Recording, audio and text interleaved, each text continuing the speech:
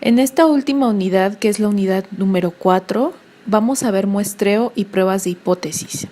En el panorama general, tenemos que las dos actividades principales de la estadística inferencial son el uso de los datos para, número 1, estimar un parámetro poblacional y número 2, probar una hipótesis o afirmación con respecto a un parámetro poblacional. En estadística, una hipótesis es una aseveración o afirmación acerca de una propiedad de una población, es decir, una característica. Una prueba de hipótesis o prueba de significancia, que también así se le llama, es un procedimiento estándar para probar una aseveración acerca de una propiedad de una población, es decir, una característica en particular. Y generalmente este tipo de pruebas de hipótesis se utilizan en procedimientos de calidad, es decir, para ver que si, por ejemplo, en una fábrica que se dedica a hacer tuercas o que se dedica a hacer blocks de cemento, sus parámetros de calidad o sus estándares de calidad están funcionando con respecto a ciertos controles como la mezcla, como ciertos materiales nuevos que están implementando o una maquinaria vieja comparándola con una nueva, etcétera. Más bien, esto en general se puede utilizar para comparar y ver si realmente un parámetro de calidad empleado por la fábrica en particular está realmente funcionando y si sus productos son realmente buenos, como generalmente la mayoría de las fábricas hablan, porque ninguna fábrica va a hablar mal de sus productos, entonces ellos deben de tener estándares de calidad bien establecidos y para ello se puede utilizar este tipo de pruebas de hipótesis para ver qué tan buenos son sus productos. La regla del suceso regla del suceso infrecuente para la estadística inferencial, es decir, si bajo un supuesto dado la probabilidad de un suceso observado particular es excepcionalmente pequeña, concluimos que el supuesto probablemente es incorrecto. Generalmente esto ya lo abordamos en la segunda unidad, en donde decíamos que si la probabilidad de un suceso o de que pase o suceda un hecho o un suceso, vaya la redundancia, es muy pequeña, se dice que es improbable que esto suceda. Es más o menos parecido a lo que estamos abordando ahorita. La hipótesis nula y la hipótesis alternativa, bien, en cada problema vamos a establecer una hipótesis nula. La hipótesis nula está denotada generalmente por H0 o H y una bolita, y es la afirmación de que un valor de un parámetro de población como una proporción, media o desviación estándar, dependiendo del estadístico que se emplee, es igual a un valor aseverado. Las siguientes son hipótesis nulas típicas considerando esta unidad. Es decir, nosotros siempre vamos a establecer una hipótesis nula. La hipótesis nula siempre va a ser igual a, nunca puede ser diferente o mayor o menor. Más adelante lo vamos a ver con mayor claridad. La hipótesis nula se prueba en forma directa, en el sentido de que suponemos que es verdadera y llegamos a una conclusión para rechazar o no rechazar la hipótesis nula. Sin embargo, la hipótesis alternativa está denotada por H1 o HI o HA. Dependiendo, esto va a depender de la literatura. Algunos la denotan por H1, otros por HI, otros por HA. De las tres formas es correcta. En este caso lo vamos a denotar por H1. Es la afirmación de que un parámetro tiene un valor que de alguna manera difiere de la hipótesis nula.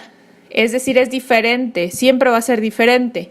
Para los métodos de este capítulo o de esta unidad, la forma simbólica de la hipótesis alternativa debe emplear alguno de estos símbolos, que es mayor o menor o bien diferente, pero nunca igual, porque si no sería igual a la nula y no podemos tener dos hipótesis iguales, ¿sí?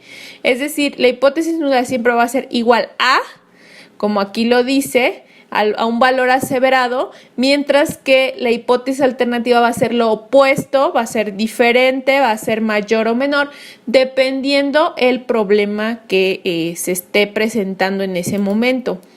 El estadístico de prueba es un valor que se utiliza para tomar la decisión sobre la hipótesis nula y se calcula convirtiendo al estadístico muestral, como la proporción muestral, la media muestral o la desviación estándar muestral. Es decir, hay un estadístico para la media muestral y otros estadísticos para la desviación estándar muestral. Es una puntuación como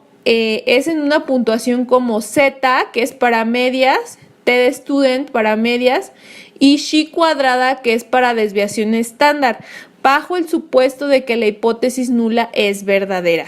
Aquí tenemos nuestros estadísticos de prueba, que son los que vamos a emplear. Aquí en esta parte nos va a faltar un estadístico más y no es el menos importante, que es F de Fisher, que esa es también para desviación estándar. Aquí tenemos nuestra Z, es Z0, es Z calculada, T de student, y aquí X testada es la media muestral, acuérdense, mientras que mu es la media poblacional. Entre la desviación estándar poblacional y esto a su vez entre la raíz de n.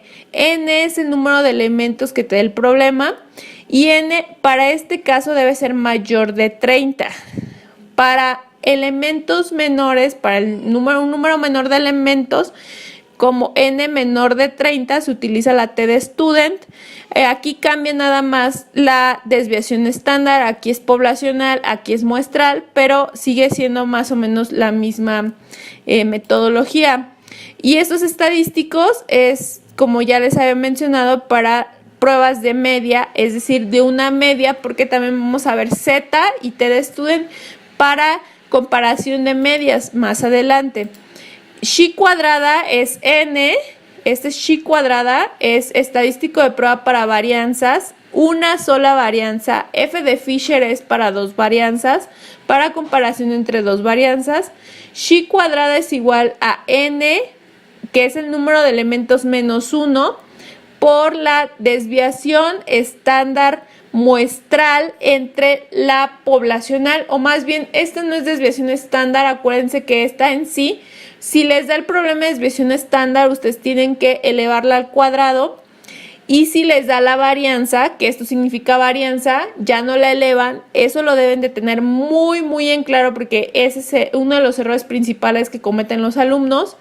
Y de igual forma aquí esta es varianza poblacional y esta es varianza muestral. Ok, la región crítica, nivel de significancia y valor crítico. La región crítica o región de rechazo es el conjunto de todos los valores del estadístico de prueba que pueden provocar que rechacemos una hipótesis nula. El nivel de significancia, esto es importante porque todos los problemas les va a traer un nivel de significancia. Si el problema, fíjense bien, si el problema no trae un nivel de significancia, ustedes lo van a intuir como 0.05, que es el que generalmente se utiliza. Generalmente, fíjense bien, cuando nosotros tenemos una prueba, es decir, un problema en donde queremos probar un estadístico y un nivel de significancia de alguna manera muy acotado o muy... se me fue la palabra, déjenme recuerdo, pero si queremos algo muy estricto, esa es la palabra, una prueba muy estricta, por ejemplo, no es lo mismo que una prueba de calidad o ver qué tan bueno es un block que se va a ocupar para un block de concreto que se va a ocupar para construir un puente, que un tornillo, por ejemplo, que puede haber cierta desviación entre un tornillo y otro, muy pequeña, porque finalmente puede pasar, porque son errores y las máquinas también cometen errores. Sin embargo, cuando queremos pruebas muy robustas, por ejemplo, para el block que queremos para construir el puente, ahí sí ustedes deben de elegir un estándar de calidad más robusto para que no haya fallas o no haya errores entre un block y otro. O sea, debe de haber el mínimo de error. Si es posible, nada de error, pero debe de ser mínimo, y para ese tipo de pruebas robustas se utiliza un nivel de significancia de 0.01. Sin embargo, si es algo así como muy sencillo, en donde puede haber un error y no pasa nada, o sea, no sucede nada, pueden ustedes tomar por default 0.05, pero vamos a ver qué es el nivel de significancia. Se denota por alfa. Es la probabilidad de que el estadístico de prueba caiga en región crítica cuando la hipótesis nula es verdadera. Si el estadístico de prueba cae en región crítica, rechazamos la hipótesis nula. Esto téngalo muy en cuenta. De manera que alfa es la probabilidad de cometer el error de rechazar la hipótesis nula, cuando es verdadera. El nivel de confianza para un intervalo de confianza, como la probabilidad 1 menos alfa, o las opciones más comunes son 0.05, 0.01, 0.1, aunque la más común es 0.05, como ya les había dicho. El valor crítico o un valor crítico es cualquier valor que separa la región crítica, es decir, donde rechazamos la hipótesis nula, de los valores del estadístico de prueba que no conducen al rechazo de la hipótesis nula. Los valores críticos dependen de la naturaleza de la hipótesis nula, de la distribución muestra al que se le aplique y del nivel de significancia de alfa. Observemos la siguiente figura en donde el valor crítico de Z es igual a 1.645 y corresponde a un nivel de significancia de alfa igual a 0.05. Cuando vean alfa igual a 0.05, ustedes están observando el nivel de significancia. Bien, aquí tenemos nuestra campana gaussiana. Todo va a estar en la curva normal estándar, ¿sí? Todas estas pruebas de estadísticos, todos estos estadísticos van a estar basados en la curva normal estándar. Algunos van a tener sesgos a la derecha, sesgos a la izquierda, como F de Fisher, que tiene su sesgo a la izquierda. Entonces más adelante lo vamos a ver. Y aquí tenemos nuestra campana gaussiana, fíjense bien. Aquí imagínense ustedes una línea igual que más o menos como lo que hicimos, distribución normal, que también estaba basado en la campana gaussiana. Imagínense aquí un eje partiendo a la mitad la campana, y de este lado la región crítica positiva y de este lado es la negativa, igual que la distribución normal. Entonces aquí ustedes tienen para una región, fíjense bien, aquí tenemos una región crítica, o más bien un nivel de significancia, que es lo mismo, de 0.05. Esto se divide en dos, es para una región positiva y la otra negativa. Esto dividido en dos es 0.025. Entonces ustedes se van a buscar a la tabla de que les voy a mostrar ahorita mismo, y van a obtener una Z de menos 1.96 y 1.96 para el lado positivo. Acuérdense que esta campana es simétrica, es decir, de este lado mide 50% y de este lado 50%, y es un total de 100%. Entonces, tómenlo muy en cuenta, esto se lo recuerdo, ya lo deberían de saber, pero sin embargo es bueno recordarlo. El conjunto de puntuaciones Z que queda fuera del intervalo, que es menos 1.96 a 1.96, esta es la región de aceptación y esta es la región crítica, recordemos. Constituye lo que se llama región crítica de la hipótesis o región de rechazo de la hipótesis nula, ¿sí? De la hipótesis nula, o región de significancia. Es decir, si cae aquí Z calculada, se rechaza la hipótesis nula y se acepta la alternativa. Sin embargo, si cae aquí nuestra z calculada, se acepta hipótesis nula y se rechaza la alternativa, ¿sí? Eso ténganlo muy en cuenta. Al conjunto de puntuaciones z que queda dentro del intervalo menos 1.96 a 1.96 se le llama región de aceptación de la hipótesis nula o región de no significancia. De acuerdo con las observaciones anteriores, se puede formular la siguiente regla de decisión o pruebas de hipótesis o de significancia. Rechazar la hipótesis al nivel de significancia 0.05 si la puntuación de z del estadístico S se encuentra fuera del rango de menos 1.96 a 1.96. Es decir, si z es mayor a 1.96 o z es menor a menos 1.96. Esto equivale a decir que en el estadístico muestral observado es significante al nivel de 0.05.